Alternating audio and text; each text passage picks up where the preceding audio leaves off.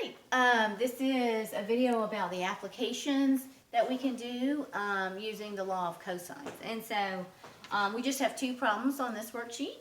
The first one is number 52. This is from section 6.2. On the last video, those problems that applied to the law of sines were from section 6.1 of the text. Okay, 52 reads, to estimate the length CB of the lake in the figure on the next page. So I don't have a picture. Let me draw a picture. There is a lake right here. There's a lake right here. Okay, so they want to know the length of the lake, and so they pick 2 points at the edge of it. They want to know the length, and they're calling this C and they're calling this B, the way they have this figure. And so they've done some what's it called? Surveying, and figured out some angles. And so this is the picture that we have. They want to know basically what CB is. It says, to estimate the length CB of the lake in the figure, a surveyor measures AB and AC. AB, this is A. AB is measured to be 89 meters, and 74 is what AC is measured to be. And then it says angle CAB is, this is 95 degrees. And so what we need to figure out is the length of CB. So in the convention we've been using, we want to know is, what is little a? That's what we're after. Okay, so this is the information that they gave us. Let's see here. They gave us a side, angle, side. The angle enclosed, side, angle, side. Side, angle, side. This is law of cosines. Okay, so what I'm interested in knowing is little a. This is what I'm going to use. I'm going to use a squared, because that's what I want to know, is equal to b squared plus c squared minus 2bc times, oops, almost said sine, but it's the cosine of angle A. We have all that information. Let's see. Across from angle C is little c. Across from angle B is little b. And we know angle A. So let's just fill in the information. A squared is equal to 74 squared plus 89 squared minus 2 times 74 times 89 times the cosine of angle A, which is 95 degrees. So with our calculators, we're just going to evaluate this. So make sure your calculator's in degree mode. And so we go like this, 74 squared plus 89 squared. And I'm going to say minus, and then I'm going to say parentheses, 2 times 74 times 89 times the cosine of 95. I'm going to close the cosine argument. I'm going to close my parentheses, and I'm going to hit enter, and I get 14545.015. That number on my calculator is what a squared equals to. Now I'm going to take the square root of both sides. Take second, square root, second, answer, and it gives me 120.6. A is 120.6.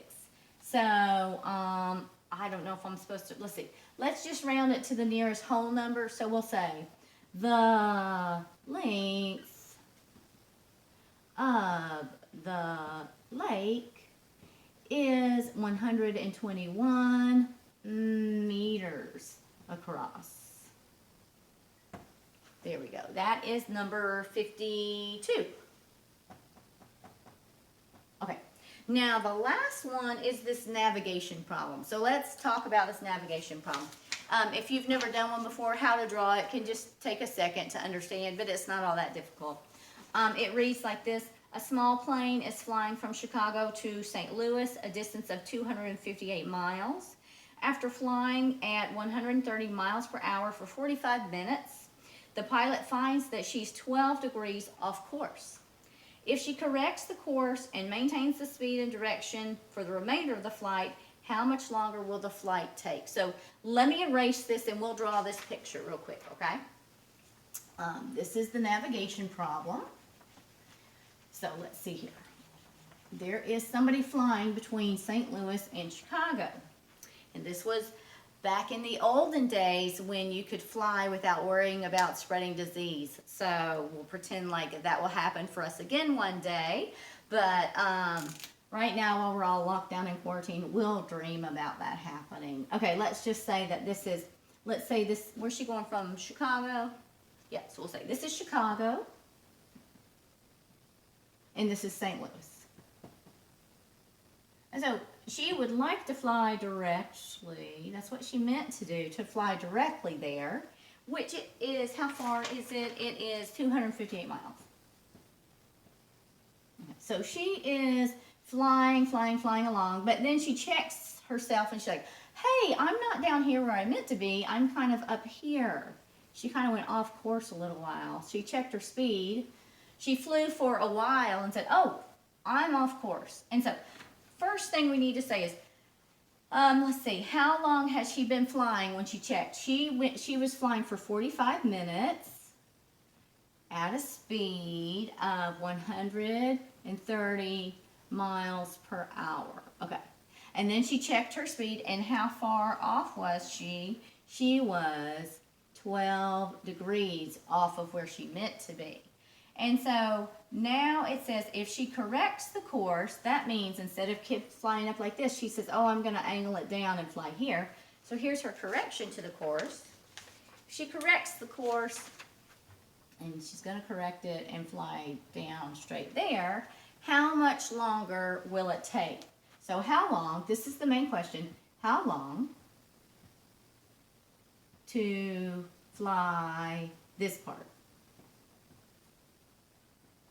of the route?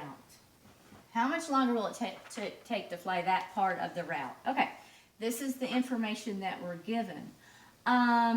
We know a basic formula, and we need to remember it at this point, and that's that distance equals to rate times time.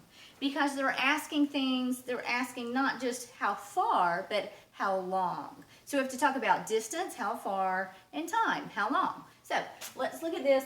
Distance is equal to rate times time. This is a basic formula that hopefully that you've seen and that you understand pretty well.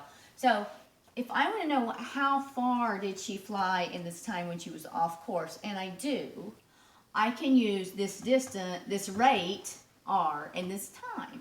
Now, before I apply this rate that's in miles per hour and this time which is in minutes, I need to convert the time minutes to hours. So first let's do that. 45 minutes times 60 minutes in 1 hour. I'm using dimension analysis to make sure I'm set it up right. So 45 times 1 over 60. 45 over 60 hours. And you can simplify this fraction. You can divide the numerator and denominator by 15 and get 3/4 of an hour, or 0.75 of an hour. That's how long she's been flying. Okay, if I want to know how far, I'll say distance is rate 130 miles per hour times how long, 3/4, or 0.75 of an hour. The hours will cancel, and I'm going to get how far. I'll use my calculator. 130 times 0.75 gives me 97.5. 97.5. Why is that helpful? That told me this distance. 97.5 miles. That's how long she was flying at that angle. All right. Why is that helpful? Well, I have a triangle, and that's what we've been talking about. But in this triangle, this is what I know. I know this side, the angle in between, and this side. This is a case of side, angle, side, and I can use the law of cosines. What is it they want me to figure out? This over here, okay? So we can label A, B, and C. I'm going to do that. I'm going to say A, B, C. That means that this is little a. That means that this is little b. That means that this is little c. All right, you could have labeled it differently than me, but what I'm after is this, little a. And so I'm going to start right there. I'm going to say a squared is equal to b squared plus c squared minus 2bc times the cosine of angle A. And so a squared is equal to, what is b? 258 squared plus c squared, what is that? 97.5 squared minus 2 times b times c, 258. 97.5 times the cosine of angle A, which is 12 degrees, okay? This is a pretty straightforward calculation. Well, we've done it before. Here we go again. We'll say A squared is equal to, I'm going to start putting this in, 258 squared plus 97.5 squared. And then we say minus parentheses, 2 times 258 times 97.5 times the cosine, and it throws up its own parenthesis, put in 12, close the cosine argument, close the other parentheses, and hit enter, and I get 26859.6. That is what a squared equals to. Now I'm going to take the square root, second answer, and I get 163.88. So A is 164 miles. This is, she has 164 more miles to go.